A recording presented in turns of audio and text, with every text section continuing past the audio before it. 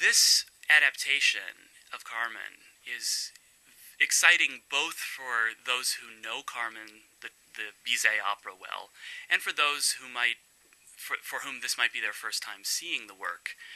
It's important to emphasize that the way Peter Brook and his collaborators have adapted the material of Carmen, what they really did was created a contemporary piece of theater. It is its own work. All of the pieces will be familiar, but everything has been given a new context dramatically. And it has the effect, if you thought you knew Carmen well before, you will hear some of the music anew because of characters' objectives, because of the order of the scenes. But as a piece of theater, it really hangs together on its own logic, and I think it's a thrilling 90-minute experience for an audience. You go from beginning to the end of the story, straight through without an intermission, and it is contemporary theater as well as opera theater. In thinking through the character of Carmen, I decided early on to really emphasize the way that Carmen is a performer in the opera, the way that she uses music to get her goals from the other characters, to achieve her dramatic ends. It was from that place, thinking of Carmen as a performer, that I then developed the world around her.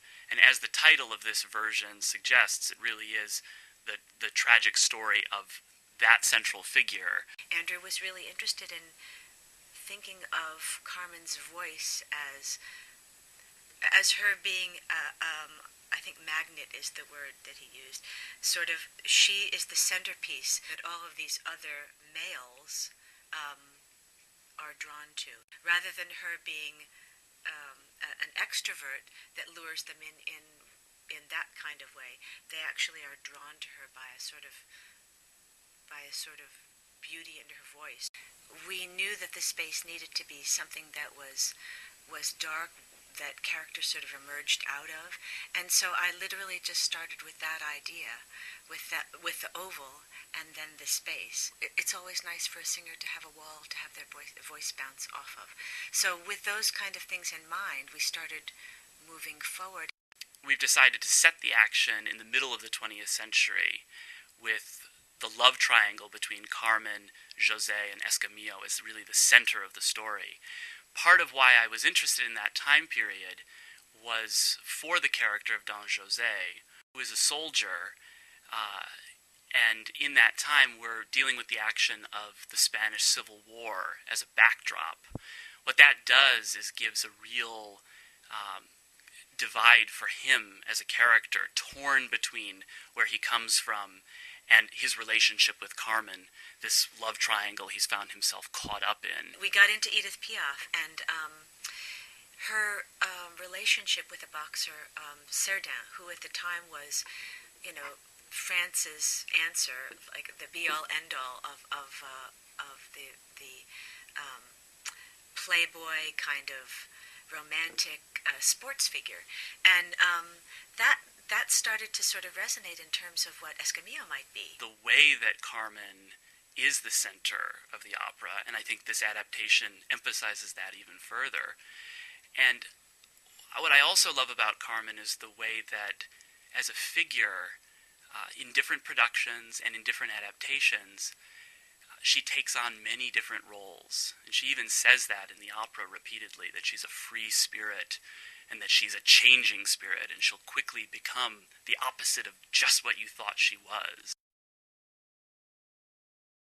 This is Sandy Eddy's first time playing the role of Carmen, and I know she's very excited about the opportunity to play this role, and I've known Sandy for many years. I worked with her first at Glimmerglass Opera in the 2000 season, and we've been in touch over the years. We've worked together on different projects. I was fortunate to work with her here on a couple roles as well.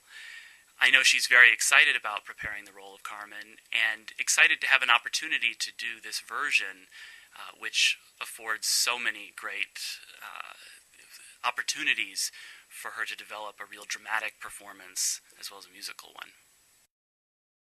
There's not a lot of theater companies in the United States who have the funding, um, um, patron base, who are in the right position to do a lot of really interesting work, and Chicago Opera Theater is one of them. It really feels like an artistic home, and I couldn't be more excited about having this opportunity to make my debut as a director. I think it's really fortunate that I've had these experiences at Chicago Opera Theater because the company really emphasizes the values of producing opera as theater that are so important to me. It's a place where every year the repertory is carefully chosen and then new productions are created. And it's a very exciting space to work in. And I've been so fortunate in the directors that I've assisted over the years.